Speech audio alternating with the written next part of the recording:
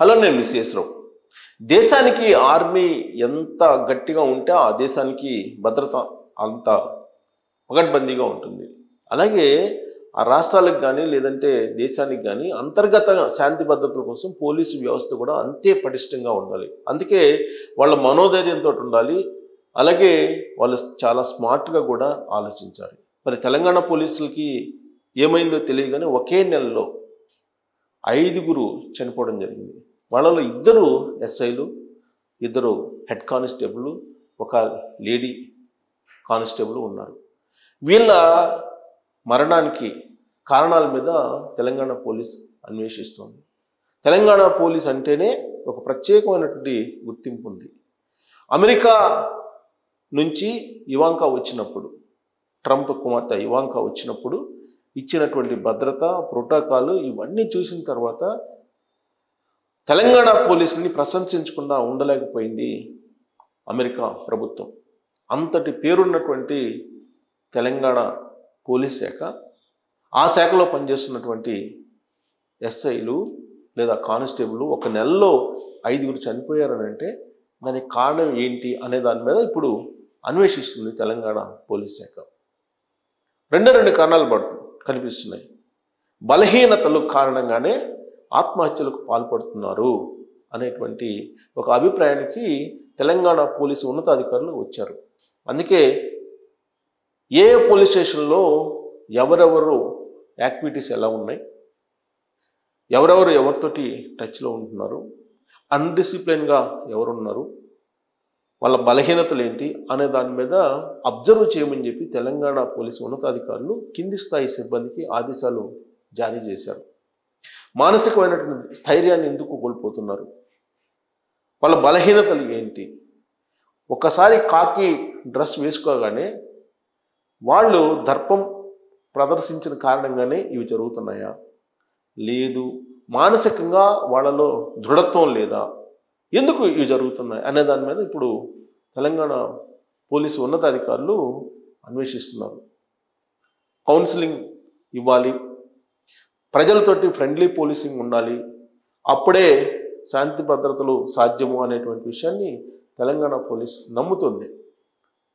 ఒకవైపు friendly policing అంటేనే ఇంకొక వైపు తెలంగాణ ప్రజల మీద లేదంటే తెలంగాణ సామాన్యుల మీద కొన్ని చోట్ల అక్కడక్కడ పోలీసులే దౌర్జన్యానికి దిగుతున్నారు. ప్రజల్ని తక్కువగా చూస్తూ మాట్లాడుతున్న సందర్భాలు కూడా ఉన్నాయి. అందుకే ఇలాంటి ఫ్లక్చువేషన్స్, ఒకవైపేమో ఆత్మహత్యలు పెరిగిపోతున్నాయి పోలీస్ శాఖలో, మరోవైపేమో ప్రజల పట్ల దురుసుగా ప్రవర్తించున్నటువంటి వాళ్ళ సంఖ్య కూడా పెరుగుతుంది, ఇంకొక వైపేమో సెటిల్మెంట్ల వ్యవహారాలు కూడా నడుస్తున్నాయి. వీటన్నిటి మీద కాన్సన్ట్రేషన్ చేయాలి అనేది తెలంగాణ పోలీసు ఉన్నతాధికారులు నిర్ణయం తీసుకున్నారు.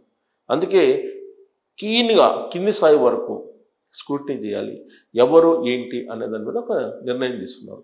ఇక ఈ నెల రోజుల్లో జరిగినటువంటి సంఘటనలను కనుక మనం తీసుకుంటే మనకి ఇటీవల జరిగినటువంటి కామారెడ్డి జిల్లా ఎల్లారెడ్డి చెరువు దగ్గర జరిగినటువంటి సంఘటన తీసుకుందాం.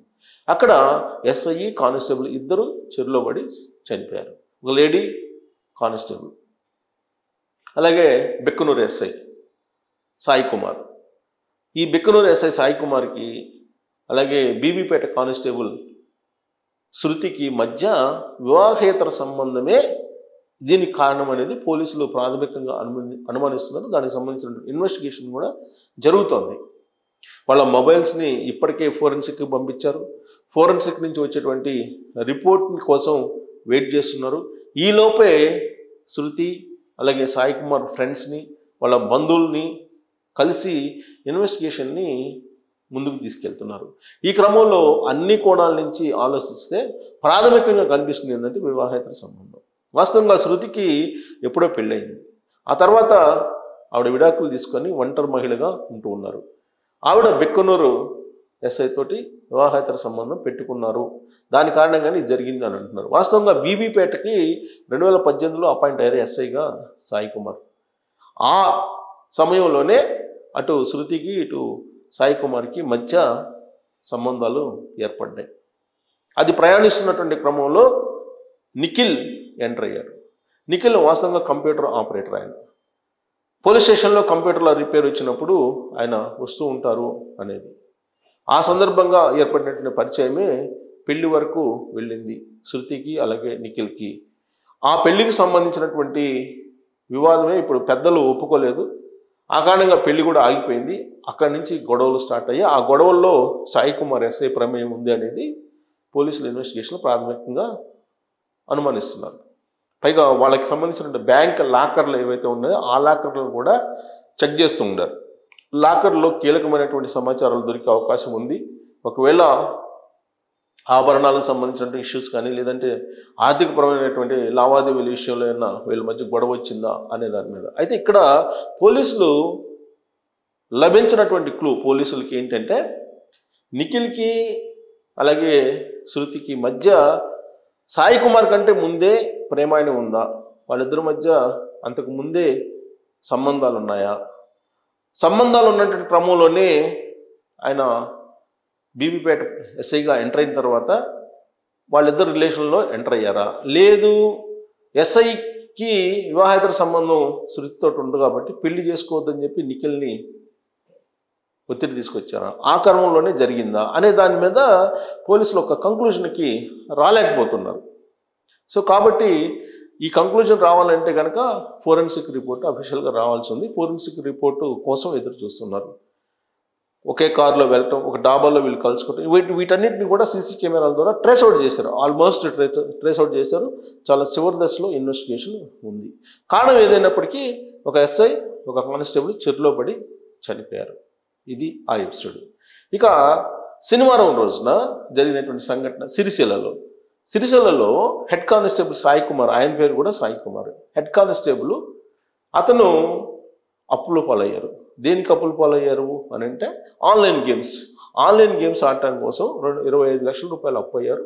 ఆ అప్పు తీర్చలేక ఆర్థిక భారం ఎక్కువైపోయి ఆయన ఏం చేశారు, ఆల్మోస్ట్ ఆయన విషం దాగి ఆ కుటుంబ సభ్యులతో పాటు భార్య 2 పిల్లలకు కూడా విషాన్ని ఇచ్చి తను విషం తీసుకొని పనుకున్నారు. కానీ ఆ విషయం పనిచేయలేదేమో, ఏకోజోన ఆయనకి మెలకు వచ్చింది. దాంతో నేరుగా ఊరేసుకొని ఆయన చనిపోయారు. చావు బతుకుల మధ్య అతని భార్య అలాగే 2 పిల్లలు ఆసుపత్రిలో ఉన్నారు.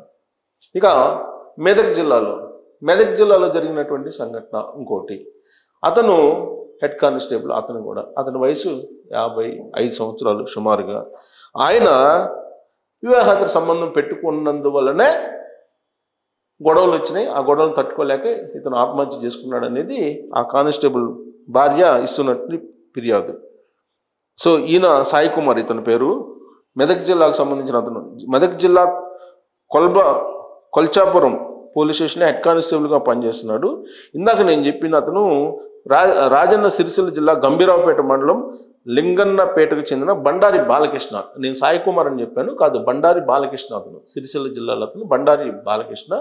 ఇతను మెదక్ జిల్లాలో అతను సాయి కుమార్. వీళ్ళిద్దరూ చనిపోయారు. సో సాయి కుమార్ చనిపోవడానికి కారణం ఏంది, బాలకృష్ణ చనిపోవడానికేమో ఆర్థికపరమైన అంశాలు, సాయి కుమార్ చనిపోవడానికి కారణం ఆదివారం రోజు జరిగింది. ఆదివారం రోజు సాయి కుమార్ చనిపోవడం జరిగింది.